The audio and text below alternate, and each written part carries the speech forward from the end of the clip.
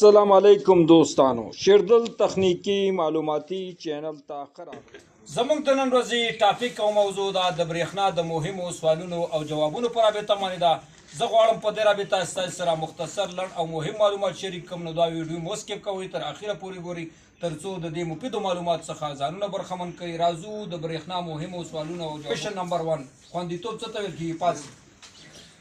خوندیتوب ژوند دی. خوندیتوب په درې ډوله دی. اول د ځان ساتنه، دویم د کاري ساحې ساتنه او دریم د سامان آلاتو ساتنه. جزاک الله خیر. راځو دویم سوال ته. برق نیونکي سره بیړنۍ مرستې کوم ډول مرستو ته ویل کېږي؟ برق نیونکي سره لومړنۍ مرسته کېدي اول چې کوم سړی برق ونیسي هغه سړي ته باید موږ خپل سیفټي برابر کړو، کاري ساحه لنډه یو موږ ونه نیسي.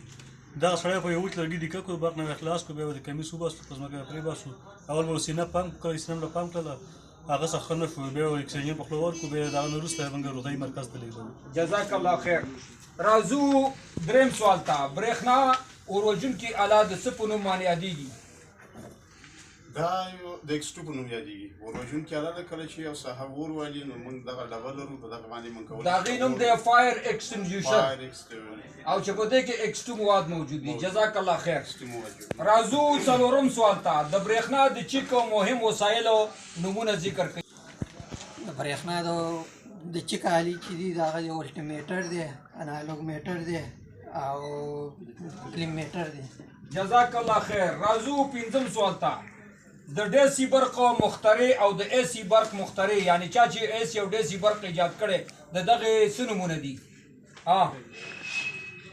ډیسی برق چې دی دا ایډیسن راښکلی دی، او ایسی چې دی نیکولا ټسلا راښکلی دی، اختراع کړی. جزاک الله خیر. راځو شپږم سوال ته. اتم څه ته ویل کېږي؟ کوچنۍ ذرې ته ویل کېږي چې په سترګو نه لیدي، مایکروسکوپ ورته. جزاک الله خیر. راځو اووم سوال څه ته ویل کېږي؟ په وحادي کې د الکترون منظم حرکت ته برېښنا او ډیسي برېښنا، په وحادي کې د الکترون غیر منظم حرکت ته ډیسي برېښنا. جزاک الله خیر. برېښنا عموما په څو ډوله دي؟ بسم الله الرحمن الرحیم. برېښنا عموما په دوه ډوله ده، یو متحرکه ده او یو ساکنه برېښنا ده. ساکنه برېښنا هغه برېښنا ته ویل کېږي چې د لانګ ټایم دپاره موږ د دې استفاده نشو کولی، لکه پخوا چې به د بخور نه کېده. او یو متحرکه برېښنا ده چې دا هم په دوه ډوله ده، یو ایسي ده او یو ډیسي ده. جزاک الله خیر. راځو برېښنایي اندازه کوونکي واحدات په څو ډوله دي؟ بسم الله الرحمن الرحیم. برېښنایي واحدات چې دا په څلور ډوله دي، چې یو ته ولټ ویل کېږي، یو ته واټ ویل کېږي، بل ته اوم ویل کېږي، بل ته مقاومت. جزاک الله خیر. راځو نهم سوال ته.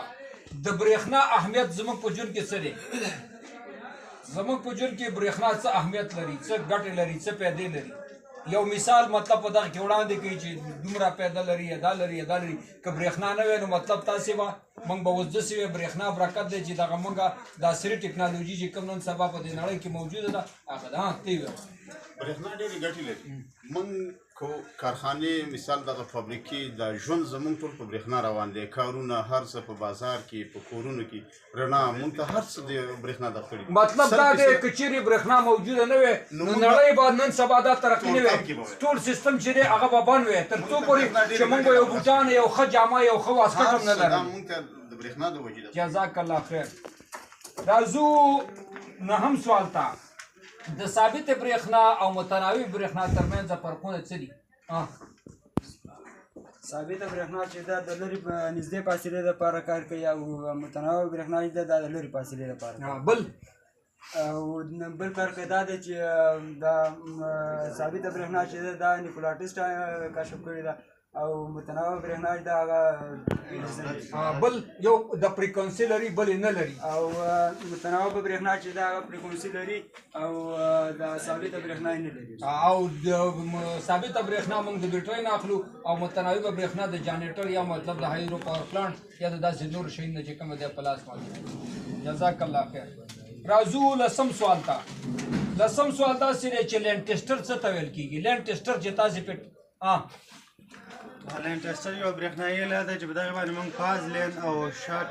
شارټ وسایل چیک کولی شو. دغه باندې موږ پاز لین چیک کوو او ورسره شارټ وسایل چیک کوو. یعنې تاسې په دې باندې موږ پاز او نیوټرل لین کتلی شي چې دا ګرم دی، دا یخ دی، او کوم یو شی شارټ وي نو موږ په هغې باندې برقي وسایل دا پې چیک کوو، وګورو چې که چېرته لیټ لګوي نو دغه شارټ دی. جزاک الله خیر. بل چې دی 11 سوال دا دی د اندازهګیري وایي دې ته متر ته څه ویل کېږي متر څه ته ویل کېږي بسم الله الرحمن الرحیم متر د اندازه کوونکو واحد دی چې د MKS په سیستم سره ښودل کېږي او په دې باندې موږ څه اندازهګیري کوو د اوږدوالي اندازهګیري پې کوو جزاک الله خیر راځو 12 سوال ته د اوم قانون څه ته ویل کېږي اوم قانون څه اوم قانون عبارت د امپیر اولټ او د مقاومت څخه دی د دې د کمبینیشن د جوړښت دغه درې شیانو د دې چې کوم دی ترمنځ چې کومه فرندشپ دی کوم ملګرتیا ده دغه په معلومه اوم قانون چې دی لکه ولټ امپیر ريزسټنس او دا څلور د دې ترمنځ چې کومه ملګرتیا ده موږ د اوم قانون په واسطه باندې دغه برابرو مطلب که په دې دریو کې یو نه نو موږ څنګه کولی شو دغه درې پیدا د ولټ امپیر او ريزسټنس د دې ترمنځ چې کوم جوړښت دی د دې نه باز کوي چې یو موجود نه بل په پیدا د 15 سوال فریکونسي څه ته ویل کېږي هغه سیکونډ چې په یوه ثانیه کې سر ته رسیږي یعنې په ایسي برېښنا کې د هغه د الکترونو منفي او مثبت کېدو ته دا فریکونسي وایي د فریکونسي چې دا وایي دا د سایکلو پیرودونکو هغه درجه دغه ته ویل کېږي تعداد ته چې په یو سکند کې په یو منټ کې څونه چې سایکل یا څونه پیرودونکي چې کوم دی دا چې دی اوري دې ته چې ویل کېږي فریکونسي ویل راځو 15 سوال ته څه ته ویل کېږي امپیر څه ته ویل کېږي ريزسټنس څه ته ویل کېږي او واټ څه ته ویل کېږي دا برق کې دا څلور شیان مهم دي دا بیل بیل څه ته ویل کېږي دا یو پریشر دی چیرې او امپیر چې دا د دې چې کوم هغه کوم الکترونونه چې دې ځي دا غي مطابق چې کوم زور دی جریان د الکترون دی هغه ته امپیر ویل کېږي او ريزسټنس چې دا ممانعت دی یا مزاحمت دی د شی مزاحمت کوونکی څو وخت چې به ولټ او امپیر دا په منټ یا په ساعت کې څومره مصرف شي دی ته واټ ویل کېږي راځو 14 سوال ته مقاومتونه په څو ډول دي مقاومتونه په درې ډول دي فعال مقاومت غیر فعال مقاومت او ظرفیتي او مقاومت څه ته وایي مقاومت هغه برېښنايي کیمیا څخه عبارت دی چې برېښنايي جریان په صورت کې خپل ممانعت کاروي جزاک الله راځو 15 سوال ته ارت او ګراوندینګ دا ویرونه کوم ډول ویرونه دي ارت او ګراوندینګ به تاسو په دې درسونه کې ویلي دا کوم ډول ویرونه دي او دا موږ څه ګټه رسوي لکه موږ برېښنايي سیستم کې دا موږ انسټالو د دې ګټې په دې سړي د دې پیدا دی استاد کله چې یو سړی برق نیسی دا مکمل کومه کوي کله چې دا نه نو انسان زر وژني کله چې دای نو هغه الکترونونه ځمکې ته تللی شي دا انسان یعنی په سلو کې 80% دا بشکې 10% څخه جزاک الله خیر د څه دی دغه ارت یا کراوډینګ چې موږ په کور کې جوړو یا مطلب خپل برقي وسایلو لپاره برابرو دا اول د انسان د هومن باډي سیفټي پروټیکشن او حفاظت او ساتنه کوي د بر د خطراتو څخه دویم هغه برېښنايي وسایل چې تاسو په کور کې لري فرج دی ایر کنډیشن دی واټر پمپ دی موټر دی پکې دغه چې کله شارټ کیږي دا یا لیکیج کیږي د باډي سره یا مطلب د ځمکې سره دا ارت کیږي نو هغه الکترونونه چې موږ سره ارت موجودي نو هغه هم چې کوم د سیفټي حفاظت او ساتنه او زموږ د هومن باډي حفاظت او ساتنه کوي که چیرې موږ هر په کور کې ونه لرو نو 100% کرنټ زموږ وجود چې دی هغه راځي او زموږ وجود چې د بر خطراتو سره مخامخ کیږي او زموږ د وجلو سبب کیږي کله چې موږ ارت برابر کو نو 80% چې دغه الکترونونه هغه زموږ ته کش کوي او 20% سره موږ پیګو چې دغه شی شارټ دی نو موږ ته دغه راکړي نو زموږ په چون کې ګټه دا ده چې موږ د زموږ هومن باډي زموږ د کورنۍ او زموږ اولاد د بر د خطراتو څخه ساتي او د حفاظت او د ویر گیجونه چې عموما په 100 ډول په 2 ډول یو امریکن گیج ویر دی چې په دې باندې موږ ملي د ویر معلومه او د دې سیز معلومه بر سټنډر ویر گیج دی دغه دوه ویر گیجونه چې په نړیواله سطح باندې منظور شوی دی او دغه چې کوم تایید شوی دی چې یو امریکن ویر گیج او بل سټنډر ویر گیج دی اتومات ریلی څه ته ویل کېږي تاسو به ویلي ریلی هم تیر درسونه کې ویلي وه چې اتومات ریلی موږ څه ته ویل اتومات ریلی تاسو ته ما ویلي چې ریلی د یو سوچ مثال لري خو سوچ موږ چې دی بټنه دا په لاس په واسطه باندې دا کوو او اتومات ریلی چې دی دا د برق د الکترون په واسطه باندې چې کوم دی اتومات ډول باندې دغه ریلی چې دا اتومات یو سوچ دی چیرې اتومات یو سوچ دی راځو 13 نمبر سوال پیوز په سرکټ کې سره پار لګي او کوم ډول برېښنايي آله ده استاد پیوز داسې یو شی دی چې سرکټ کې لګېدلی کله سرکټ نه سوځي مګر خپل ځان سوځي سرکټ ته خطر نه پیښ کېږي هر کله مثال شارټي شي هر شی په سرکټ کې جزاک سرکټ کې وایي کمزوري ترینه آله چې دا مې تاسو ویلي چې هغه پیوز دی ځکه چیرې په دې باندې ولټ زیات شي امپیر زیات شي نو پیوز چې دی هغه د منځه وړي پیوز یو سرکټ ته د پول مثال لري لکه په سیم باندې چې پول یې واغړ کله چې هغه پیوز چې دی برق زیات راځي ولټ زیات راځي امپیر زیات راځي پیوز سوځي او باقي پاتې د سرکټ حفاظت او ساتنه کوي د سوځېدو څخه نو لسم سوال دا دی جاور څه ته ویل کېږي او څه جاور هغه برېښنایي اله ده چې موږ کولی شو چې د دوه منبعو څخه په دې کې استفاده وکړو چې هر کله زموږ په یو منبع کې برق یې موږ کولی شو د هغې په واسطه هغې منبع ته واړو چینج یې جزاک الله خیر راځو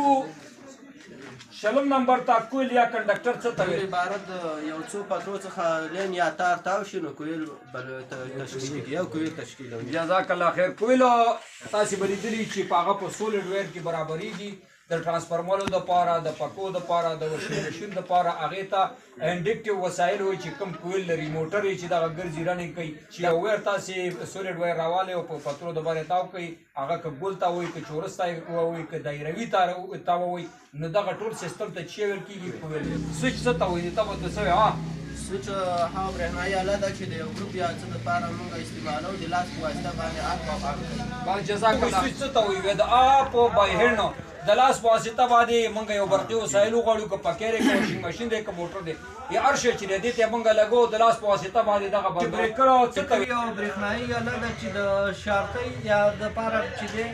فعالیت اجرا کوي او د په هغې وخت کې ټریپ کېږي کله چې شارټۍ رامنځته شي نو د خپله اتومات ټریپ کېږي جزاک الله خیر دا بریکر چې دی